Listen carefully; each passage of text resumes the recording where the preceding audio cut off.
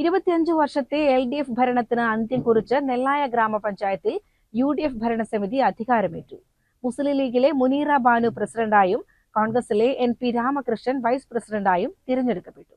ആകെ 22 വാർഡുകളുള്ള പഞ്ചായത്തിൽ 13 വോട്ടുകൾ നേടിയാണ് 3-ാം വാർഡ് പ്രതിനിധിയായ മുനീറ ബാനു പ്രസിഡന്റ് സ്ഥാനത്തേക്ക് തിരഞ്ഞെടുക്കപ്പെട്ടത്. LDFനായി മത്സരിച്ച TP സുധാകുമാരിക്ക് 9 വോട്ടുകൾ ലഭിച്ചു. പ്രിയപ്പെട്ട എൻ്റെ മെമ്പർമാര്, പഞ്ചായത്തിലെ ഉദ്യോഗസ്ഥന്മാര്, എൻ്റെ പ്രിയപ്പെട്ട എന്നെ ഈ സ്ഥാനത്തേക്ക് എത്തിച്ച എൻ്റെ പാർട്ടി മുന്നണിക്കും എൻ്റെ പ്രിയപ്പെട്ട വോട്ടർമാർക്കും ഞാൻ ആദ്യമായിട്ട് നന്ദി പറയുന്നു.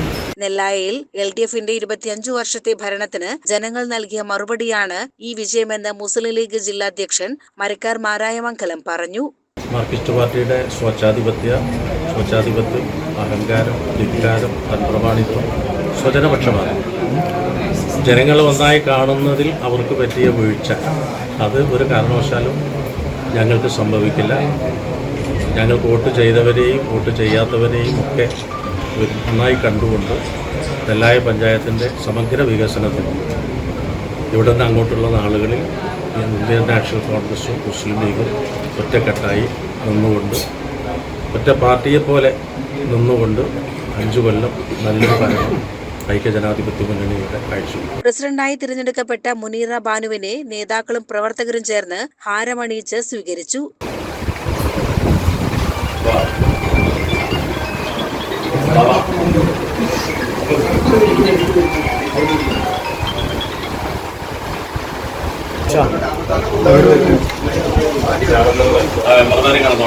തുടർന്ന് പേങ്ങാട്ടിരി സെന്ററിൽ വിപുലമായ ആഹ്ലാദ പ്രകടനവും നടന്നു.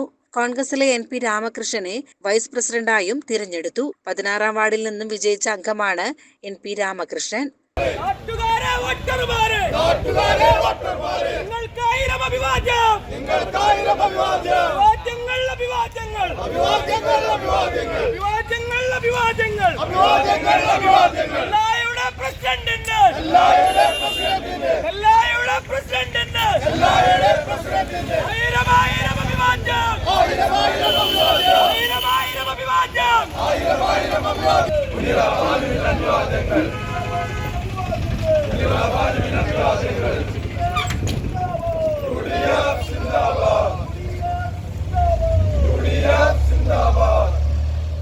CCN ചെർപ്പുളശ്ശേരി.